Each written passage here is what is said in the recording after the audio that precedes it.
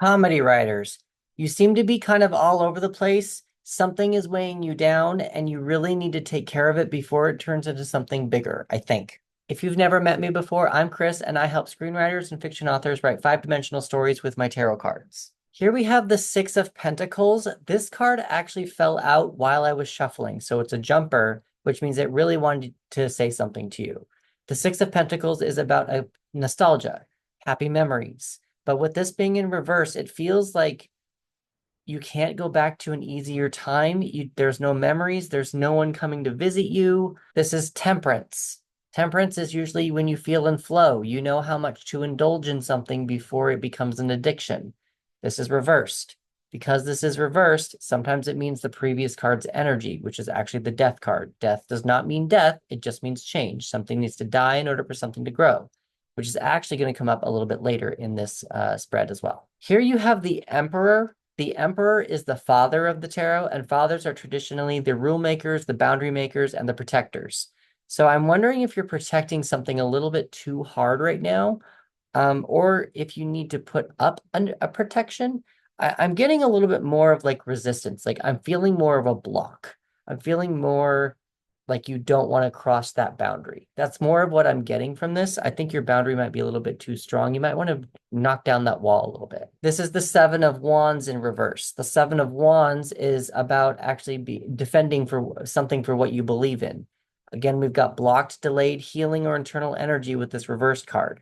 So I feel like you're not defending your own thoughts and beliefs on your project, or at least keeping it inside. Here you have the Star card.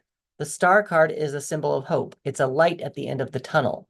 It comes after the Tower, and it's because it's reversed, it feels like you need to find that inner light within you, which is actually kind of matching up a little bit with the Six of Pentacles here. Like it's almost like you can't find some kind of nostalgia thing. Like, why did you start writing this thing in the first place?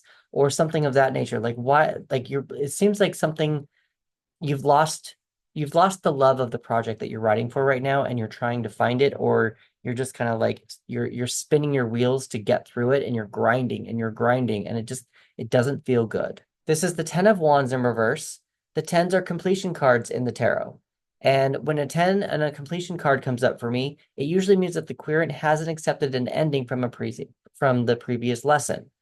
With it being in reverse also, it seems like you might need to delegate some things, or really kind of take on more responsibility for what it is you were trying to do. But it seems like there's a lesson that you are kind of blocking, which kind of makes sense with all these reverse cards. Here you've got the Strength card. It seems like even though you are not accepting an ending or whatever, it seems like you're pretty good with your shadow self. Here you have the Ace of Pentacles. The Ace of Pentacles is the beginning of a new journey. The pentacles are the earth element. It's our health, our body, and our money. So it seems like you might be going on a new abundant journey coming up here pretty soon. But you're also mentally trapped with it. You've got the Eight of Swords. So with the Eight of Swords, essentially it's a mental trap, but it's a trap that you think that you're in. And I feel like with all these reversals, it just kind of and the nostalgia and whatnot, I feel like you think that you're stuck, but maybe somehow go back to where you weren't stuck and kind of start making a new path that way, which leads me right into the card at the bottom of the deck, which is the Page of Swords. Pages are the production assistants of the tarot, and they are learning how to express their thoughts and emotions. So I'm editing this and I misspoke. The Page of Swords is not trying to express his emotions. He's trying to communicate more clearly and trying to express his thoughts more clearly. They're also passing messages back and forth.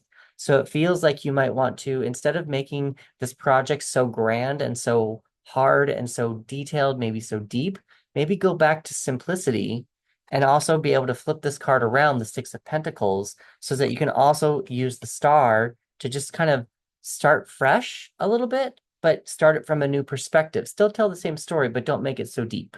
If you would like to learn how to read tarot cards and have a five-dimensional story by the astrological new year of March of 2025, I'm going to invite you to take a look at the link down in the description box below.